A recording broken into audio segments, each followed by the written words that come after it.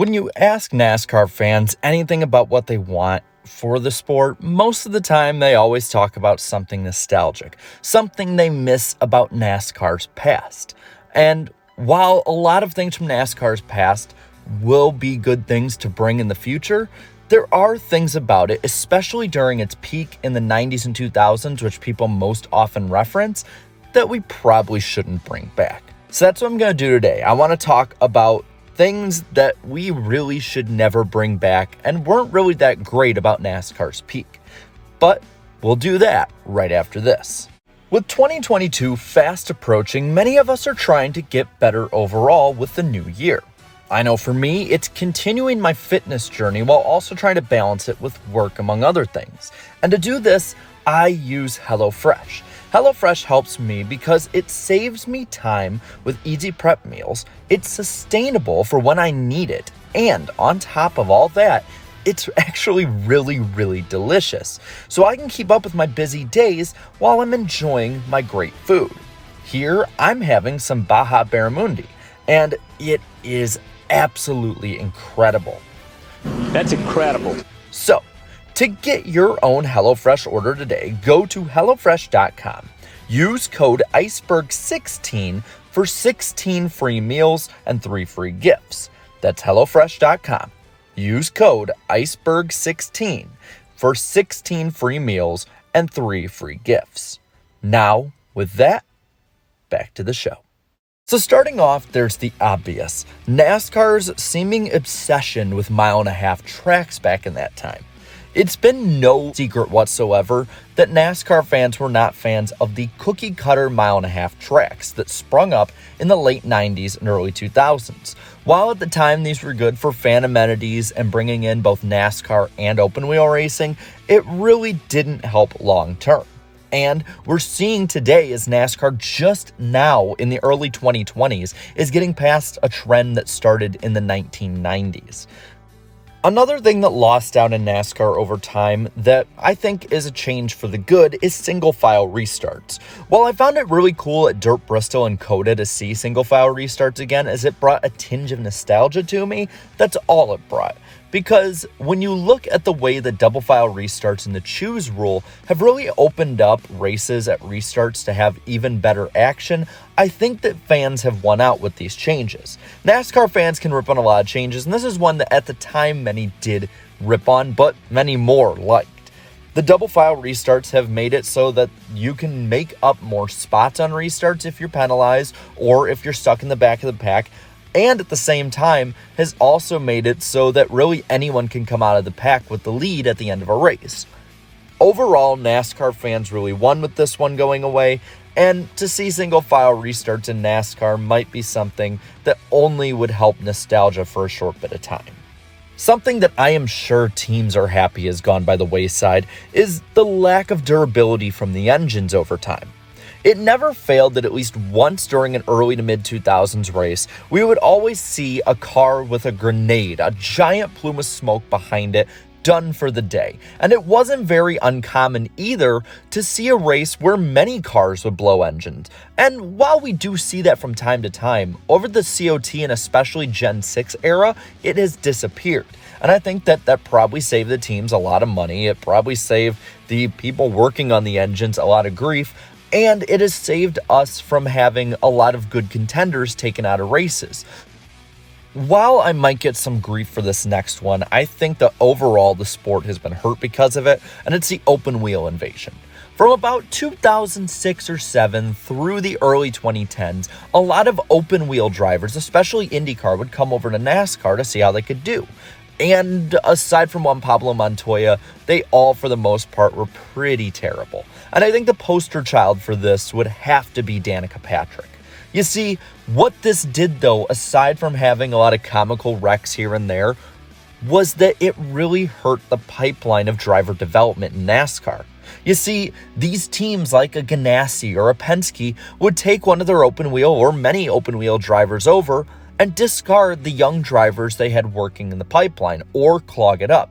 So you had a bit of time from about 2007 through about 2010 where there were no real true stock car racing rookies coming up because most of the seats were taken up by open wheel guys. I think we're just now starting to see the residual effects fade from this, and I'm really hoping that this is something that doesn't happen again. Now, the next one I do think many people are going to agree with me on, and that is start and parking. You see, start and parking and field filling has been in NASCAR forever. This isn't some giant trend that started in the COT era. It actually really was throughout the sport's history. If NASCAR needed a full field or someone just wanted to get an easy paycheck to help their team get better, they would do this. But you see, this did start up in the early to mid 2000s a lot more than people realize. Go back on Racing Reference or any website that shows how many laps someone completed in a race, and you'll see around 2003 and 4 there were a lot of these guys starting to do this. Now, something that has been a course of ridicule for a lot of fans for years has been NASCAR broadcasts. They're way too goofy, they are not analytical enough, and a lot of times they sell the sport short. But let's not just say that, oh, every broadcast was great and every part of old broadcasts was amazing. You see, whether you're talking about the 90s or the 2000s, one thing is abundantly clear about broadcasts is that they are very, very bare bones. You look at the tickers, you look at different stats, telemetry, a lot of that stuff is very basic and stuff you'd see in a PS2 game. While it was good for the time, we have moved past it.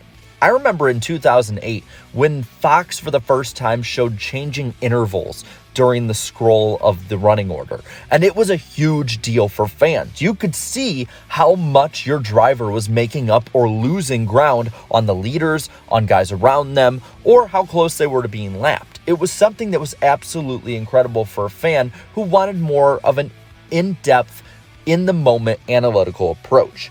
And this is something that lacked back then. So we do have it a lot better now than we think, though it could still be better.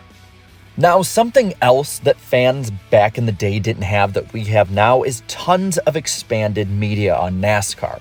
It doesn't matter what platform you like looking at, Twitter or blogs or Reddit or YouTube or whatever it may be, shows on TV. A lot of those kind of things were not around back in the day.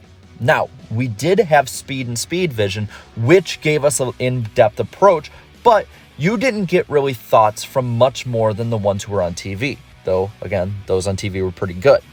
Nowadays, with the absence of speed, there has been a bit of a power void left in its wake. Yes, you have the NASCAR Americas, you have NASCAR Race Hub, but you can go on Reddit and find out what any fan is thinking from around the fan base. You can go on Twitter or Facebook, though I implore you probably not to do that, and see what people are thinking in the moment during races. You're watching a YouTube video right now where somebody who is not someone who has been in the sport for 30 or 40 years is giving their opinion. Fans now have their choice in media. Now, my other point here is something that is going to be from the tail end of NASCAR's peak and heyday, and that is the COT. I'm sorry, I think the COT is overhated, but that thing was hideous. I don't care who you are, you like to look at aesthetically pleasing cars on track when they're racing. At least the Gen 6 and the next gen, if they're bad or like the Gen 6 being bad, at least they're good looking race cars. The Gen 4, even in bad races, still was a good looking race car. The COT was ugly as hell. With that ugly splitter in the brackets, the wing on the back, the boxy look, it was something that NASCAR fans hated. Listen, whether the racing's good or bad, at least the cars are good to look at now. Now, the last one I have is something that everyone should agree on, if not, you're a horrible person, and is the fact that nowadays less drivers get hurt and we have not had a driver die in NASCAR's top series in over 20 years. This is something that NASCAR needed drastic changes on back when Dale Sr. passed away, and even before then you look, it was relatively normal to see drivers getting hurt or dying. Yes, we have drivers who still get hurt today. Racing is a dangerous sport, but it seems like we have moved past the most dangerous point in the sport's history. And that's something that all of us need to be thankful for.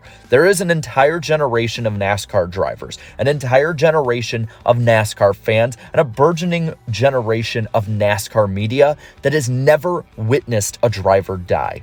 That is something that NASCAR, for all of its faults, for all of its problems, needs to be commended for.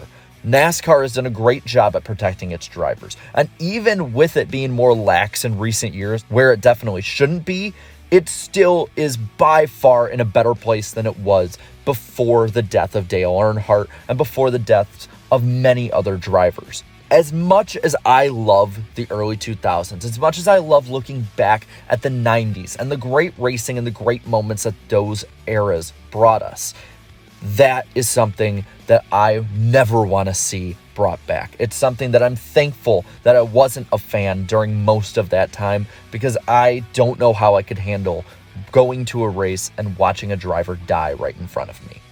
And with that, I've given all my points. Now I want to pass it on to you. What are some things about NASCAR's history you're glad are not here in the present? Let me know down in the comments below. And while you're at it, leave a like on this video, share this video, and subscribe to my channel for more great NASCAR content. To all my channel members, thank you so much for your support. So until next time, have a good one.